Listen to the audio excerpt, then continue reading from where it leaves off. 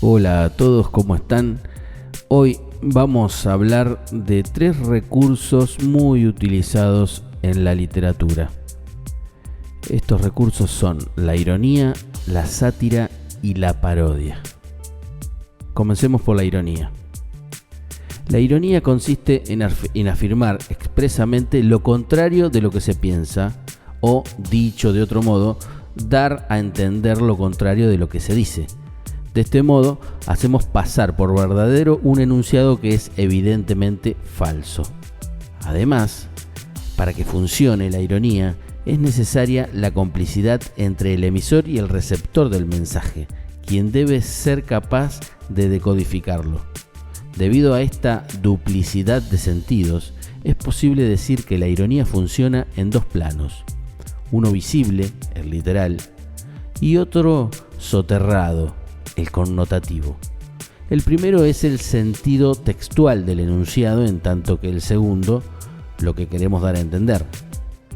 Entonces, en la ironía, al decir una cosa opuesta a la que se piensa, se genera un desplazamiento del sentido y una fractura en la lógica del discurso, desde lo literal o lo connotativo. La ironía interviene súbitamente, emerge y rompe la secuencia lógica marcada por el plano literal del enunciado que se ha ido construyendo a lo largo de un contexto. Y allí radica precisamente su efecto y contundencia, al hacer pasar por verdadero algo que no lo es. Permite subvertir una valoración que previa y tácitamente se le ha endosado a un objeto. Si toda comunicación implica la aceptación tácita de ciertos códigos implícitos entre emisor y receptor, pues entre esos códigos se encuentran también las valoraciones, juicios y prejuicios culturales compartidos. La ironía puede ser corrosiva y subversiva gracias precisamente a su factor sorpresa. Emerge en el discurso para poner en entredicho el sentido y desplazamiento de un centro que creemos que le corresponde por naturaleza. De este modo logramos revelar el carácter contingente de su valoración y nos abre la posibilidad de invertirlo. Es pues un mecanismo que opera con distancia crítica siempre en el plano del discurso. Es decir, un enunciado no es irónico per se. Debe inscribirse siempre en un contexto comunicativo donde se haga dialogar y poner en entredicho la valoración a dicho objeto referido por la ironía. De otro lado, la sátira y la parodia, aunque parecen coincidir en sus formas discursivas, han sido usualmente confundidas en su finalidad: subvertir el valor legitimado por un sector dominante de una cultura que impone su estética y su ideología. Visto así, ambas parecerían siempre reacciones contra lo hegemónico. La semejanza podría definirse en 2 planos, el de la función y el de la representación. En cuanto a su función, la semejanza radica en que tanto la sátira como la parodia toman distancia crítica hacia el objeto representado y por tanto implican juicios de valor. De allí la histórica confusión de ambas, o más precisamente la identificación de una con otra. La función de la parodia tradicionalmente fue ser maliciosa y un denigrante vehículo para ejercer la sátira. Ojo, una funcionaba como herramienta de la otra. Sin embargo, desde el siglo XIX se pueden rastrear otras funciones alejadas de la ridiculización que desafían y ponen en cuestión dicha concepción. De otro modo, en cuanto a su representación, ambas emplean la repetición de las formas de los objetos de otro contexto discursivo. Es decir, comparten la imitación formal y la alusión de un objeto en una nueva representación discursiva. Copian o imitan la forma de un texto, entre comillas, puesto que no necesariamente se encuentra en el plano de la escrituralidad, y la reinsertan en otro contexto. Por otro lado, ahí donde surge la semejanza, brota a su vez la diferencia. ¿Qué hace entonces que la sátira y la parodia no sean lo mismo? Por un lado, la sátira desnuda los excesos, vicios y taras del objeto aludido mediante la risa ridiculizante y la burla. Mediante la imitación formal se exageran aquellos rasgos y se les evidencia públicamente una caricaturización grotesca. En cambio, la parodia posee un grado de sofisticación mayor al ser una síntesis bitextual, pues su sentido necesariamente opera en dos planos: uno superficial, que es el de la imitación formal, la referencia directa al objeto aludido, y otro profundo, que implica una recontextualización de dicha forma aludida. De allí de que la ironía y la parodia sean más afines entre sí que la parodia y la sátira. Y es en este juego en el que se desarrolla la diferencia de su finalidad.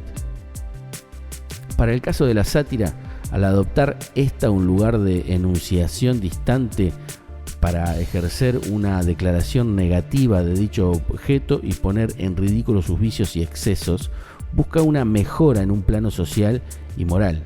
Es decir, los alcances de la sátira pretenden ser colectivos. Su crítica, mediante la ridiculización, busca denunciar sus excesos y trascender lo individual para corregirlos. Por su parte, la parodia es una forma de imitación caracterizada por una inversión irónica que no siempre ocurrirá a expensas del texto parodiado. Es decir, será una repetición formal pero con distancia crítica, marcada más por la diferencia que con la similitud al objeto, pero sin ninguna pretensión moral. Su crítica no pretenderá dirigir el objeto hacia la corrección y la mesura. No necesita estar presente la burla o ridiculización para ser denominado parodia. Mediante el acto irónico se superponen ambos planos de representación antes mencionados y se genera un nuevo sentido. Fredrik Jameson hace una distinción similar entre la parodia y el pastiche. Para él, ambos implican la imitación o el remedo de otros estilos, destacando sus manierismos. Pero la parodia se aprovecha del carácter de estos estilos y se apodera de sus idiosincrasias y excentricidades para producir una burla del original. Mientras que el pastiche es una parodia vacía, una parodia que ha perdido su sentido del humor. Es decir, pura imitación estilística. Sin embargo, hay quienes rebaten este concepto, pues sostienen que la parodia, burlesca o no, y ya hemos visto que la parodia no tiene por qué serlo, dialoga con los textos de los cuales parodia y produce una transformación de su sentido, en tanto que el pastiche es solamente imitativo. La parodia ha sido vista como una sustitución dialéctica de los elementos formales cuyas funciones se han vuelto mecanizadas o automáticas. En este punto, los elementos son refuncionalizados. Una nueva forma se desarrolla a partir de una anterior sin llegar a destruirla, pues solo su función ha sido alterada. Por lo tanto, la parodia se convierte en un principio constructivo en la historia literaria. Sintetizando los conceptos, podríamos decir entonces que la ironía es una figura literaria mediante la que se da a entender algo muy distinto o incluso lo contrario de lo que se dice o escribe. Sobre la parodia entonces podemos decir que es un recurso literario que caracteriza o interpreta humorísticamente otra obra de arte, un autor o un tema, mediante la emulación o alusión irónica. Modernamente, la parodia no implica necesariamente la burla del texto parodiado. Y sobre la sátira podemos decir que expresa indignación hacia alguien o algo, con propósito moralizador, lúdico o meramente burlesco. Es un recurso que encontramos también en otras artes, como las gráficas y escénicas. En la sátira, los vicios individuales o colectivos, las locuras, los abusos o las deficiencias se ponen de manifiesto por medio de la ridiculización, la farsa, la ironía y otros métodos, ideados todos ellos para lograr una mejora de la sociedad. Aunque originalmente la sátira se utilizó para la diversión, su pretensión real no es el humor en sí mismo, sino un ataque a una realidad que desaprueba el autor usando para este cometido el arma de la inteligencia. Esto ha sido todo por hoy. Hemos desarrollado los conceptos de ironía, parodia y sátira. Espero que les sea de utilidad. Los invito a darle like al video, a compartirlo y a suscribirse al canal.